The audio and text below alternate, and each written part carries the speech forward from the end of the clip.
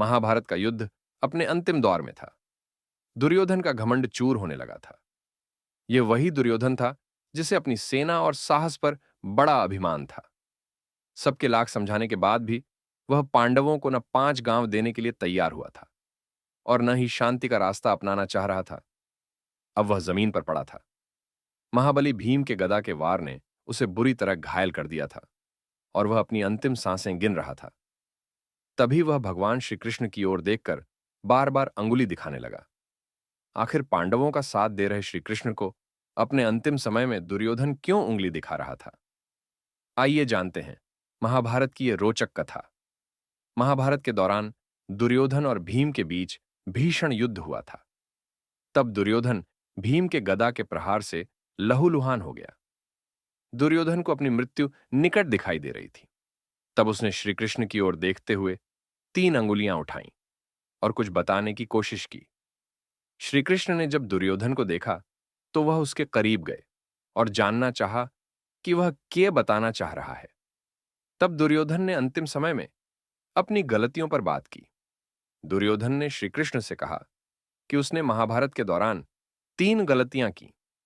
यही वजह है कि वह युद्ध में विजयश्री हासिल नहीं कर सका और अब खुद अपनी जीवन नैया डूबते हुए देख रहा है। अगर वह इन गलतियों को नहीं करता तो उसकी जीत तय होती। तब दुर्योधन बोला कि उसकी पहली गलती यह थी कि उसने नारायण को नहीं चुना, बल्कि उनकी नारायणी सेना को चुनने का प्रयत्न किया।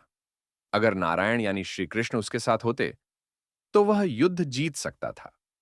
दुर्योधन कहता है कि मेरी दूसरी गलती थी कि मैंने अपनी मां गांधारी के कई बार बताने के बाद भी उनके सामने निर्वस्त्र नहीं गया, बल्कि लंगोट पहनकर गया।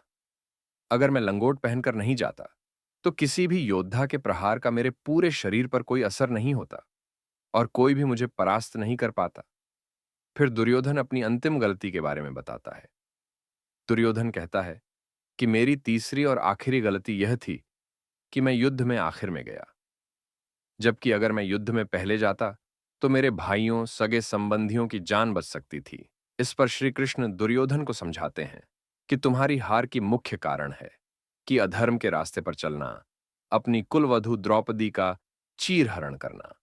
यही वजह है कि तुमने गलत कर्म किए और अपना भाग्य लिखा। श्री कृष्ण ने कहा कि तुम अपनी इन 3 गलतियों की वजह से नहीं परास्त हुए, बल्कि सिर्फ इसलिए परास्त हुए क्योंकि तुमने अधर्म की राह चुनी। इस प्रकार अंत समय में दुर्योधन को अपना सही रास्ता समझ में आया।